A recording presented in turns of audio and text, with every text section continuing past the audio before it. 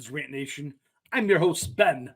Please like and subscribe, share this video, comment below. Let me know how you feel getting into things. Are you a Republican living in the state of Indiana? Do you feel that your state really isn't as red or as Republican as you've been told it is? Well, you're not alone. Thanks to some Democrat wannabes in both the state party and even the St. Joseph County Republican Party, these Indiana Republicans are no better than a poor man's version of a Midwest chapter of White Dudes for Harris. Take this fundraiser, for example. Meet Jamie O'Brien. He's the reason for this fundraiser. He wants to take on Dan Schatzel in a primary to win a seat on the St. Joseph County Council. That all seems good and well until you realize that he's also a former county attorney who recently resigned in disgrace prior to a performance review when it was made public that he was knowingly accepting thousands of dollars a month in payments from the Public Employee Retirement Fund, known as PERF. Now, he did this even though he knew he was ineligible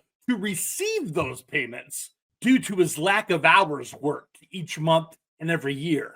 But even after all that, he's still a Republican in good standing. It turns out establishment elite in the Republican Party are counting on its voters to be ignorant of Jamie O'Brien's record of ripping off county taxpayers. They're hoping that the party elite will drag Jamie O'Brien's abysmal record across the finish line in the upcoming county council primary against the incumbent county councilman, Dan Schatzel. Now, Dan Schatzel, his opponent, has presided over multiple balanced budgets, securing the funding for the Anderson Trail County Park in Granger, Indiana, substantial raises for our county police officers, something his Republican counterparts voted against, and even a tax abatement that's about to be voted on that protects local workers over foreign workers. This tax abatement also expands benefits to small businesses instead of just big corporations like before.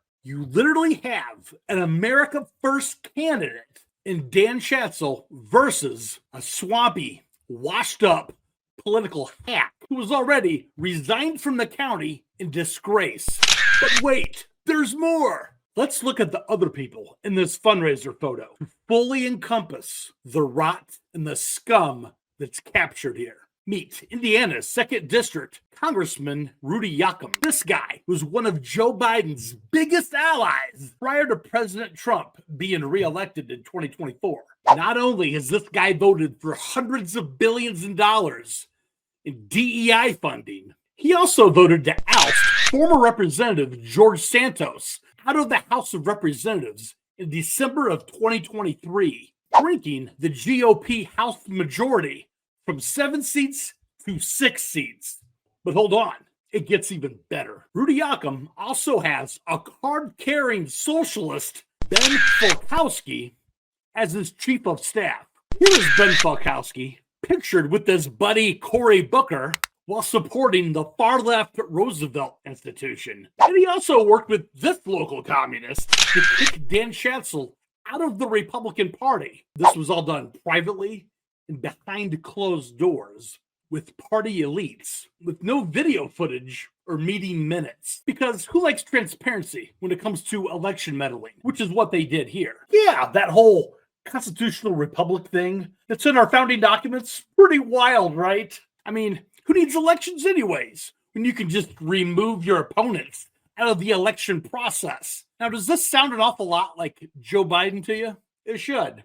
So the chairwoman of the St. Joseph County GOP, Jackie Horvath, actually took a stand against the state GOP meddling in our county elections, and she allowed Dan Schatzel to still run as a Republican, despite the state GOP saying otherwise. As a result, for Jackie Horvath doing the right thing and allowing voters to decide who they want to hold that county council seat, the state GOP actually reprimanded Jackie Horvath for sticking up for the voters. And the funny thing was, even in their own wording of the reprimand of Jackie Horvath, they admitted it was petty. But nevertheless, they obeyed orders from higher and reprimanded her anyway. This has all been public for quite a while.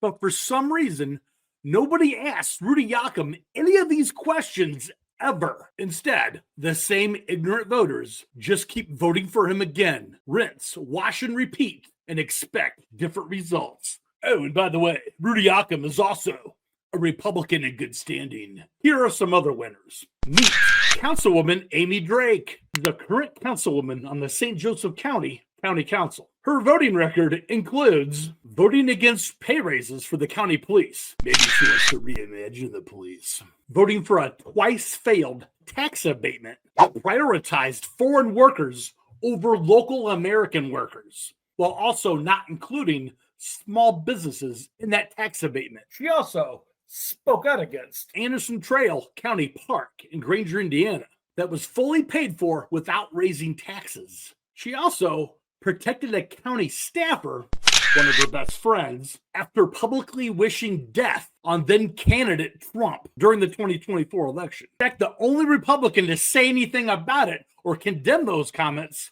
was Dan Schatzel. But not to worry, because Amy Drake is also a Republican in good standing. Next, let's meet Ashley Leader. She is Amy Drake's right-hand gal. She's the former leader of a parents group called Strengthen Our Schools. In recent years, her group SOS has basically become irrelevant and nobody shows up to speak at school board meetings anymore. However, that didn't stop this self-proclaimed conservative Christian from protecting and publicly supporting a school board member, Matt Chaffee, who recently resigned from the school board in disgrace after he admitted in publicly released court documents to paying prostitutes for sex. Christian conservative or not, politics is apparently more important to these radicals than so-called principles that they claim they live by. I'm sitting here tonight because of a major concern. One of you board members have released a very private letter by your attorneys that I believe that should not have been released to the public. You were hoping to do damage to Matt Chaffee, a board member. Oh, and before I forget, Ashley Leader is also a Republican in good standing, despite protecting a guy who admittedly participates in the human trafficking industry. In fact, thanks to the swampy hacks in the Indiana GOP, all of the scum pictured here are Republicans in good standing. And they want you to know it by those cute red hats that say Riggs on top of them. So if you live in Indiana, hopefully you have a better idea of who you're voting for and how none of them give a damn about you. And no, before you ask, this isn't something that Casey Hendrickson will mention on his Stolen Valor Hour show, where he simply makes up stuff. Finally, please do your own research and stay far away from these political hacks that do nothing but lie to you. That's all I got for right now. Stay informed, folks.